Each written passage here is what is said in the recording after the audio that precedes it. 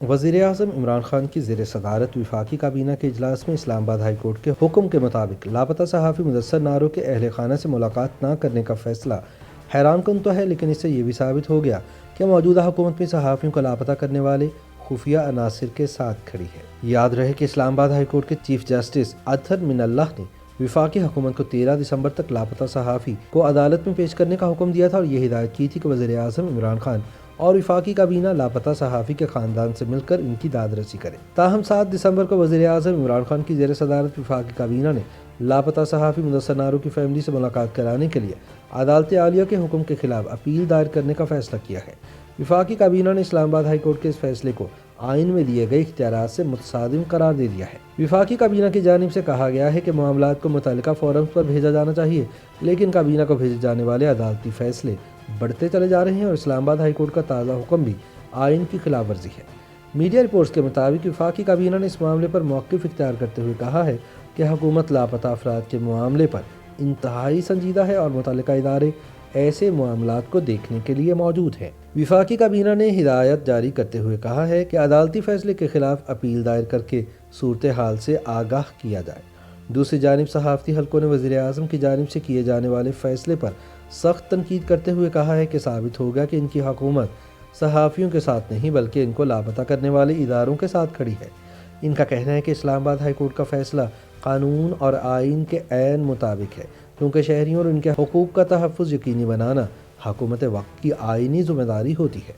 صحافتی تنظیموں کا کہنا ہے کہ مدثر نارو کے خاندان سے ملاقات سے انکار کر کے وزیر اعظم نے نہ صرف اپنی آئینی اور اخلاقی ذمہ داری سے پہلو تہی برتنے کی کوشش کی ہے، بلکہ یہ تاثر بھی دیا ہے کہ وہ صحافیوں کو غائب کرنے والوں کے ساتھ کھڑے ہیں۔ یاد رہے کہ حکومت کی جانب سے بار بار کی یقین دہانیوں اور عدالتی احکامات کے باوجود 3 برس پہلے پراسرار طور پر لاپتہ ہو جانے والے اینٹی اسٹیبلشمنٹ صحافی اور بلاگر مدثر نارو کا کوئی سراغ نہیں مل پا رہا، لہٰذا ان خدشات کو تقویت ملتی ہے کہ وہ طاقتور خفیہ اداروں کی تحویل میں ہے۔ مدثر نارو اگست 2018 میں اپنی اہلیہ صدف اور تب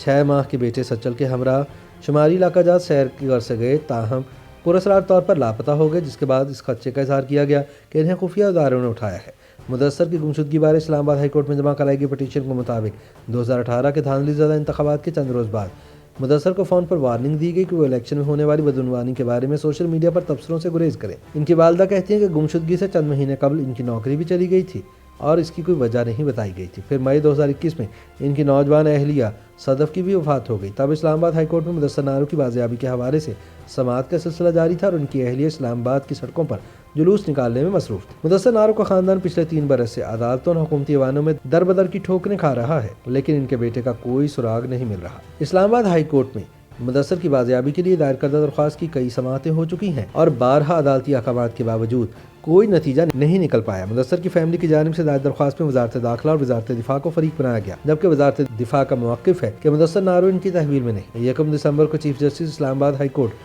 اطہر من اللہ نے مدثر نارو کیس میں ریمارکس دیتے ہوئے کہا تھا کہ ہماری آدھی زندگی غیر جمہوری حکومتوں میں گزری اور یہ سب انہی کا کرا کرایا ہے۔ اس موقع پر چیف جسٹس نے وفاقی وزیر برائے انسانی حقوق ڈاکٹر شیریں مزاری کو یاد دلایا تھا کہ عمران خان وزیر اعظم بننے سے پہلے لاپتہ افراد کے ساتھ مل کر اسلام آباد میں ان کی بازیابی کے لیے احتجاج بھی کیا کرتے تھے، لہٰذا وہ مدثر نارو کے خاندان سے ملیں اور ان کی داد رسی کریں۔ اس موقع پر ڈاکٹر شیریں مزاری نے کہا تھا کہ مدثر نارو کی فیملی کے ساتھ ملنے میں وزیر اعظم کو کوئی مسئلہ نہیں۔ تاہم 7 دسمبر کو ہونے والے وفاقی کابینہ کے اجلاس میں عمران خان نے یہ عجیب و غریب فیصلہ کیا کہ وہ مدثر کے خاندان سے نہیں ملیں گے اور عدالت کے اس فیصلے کو چیلنج کریں گے۔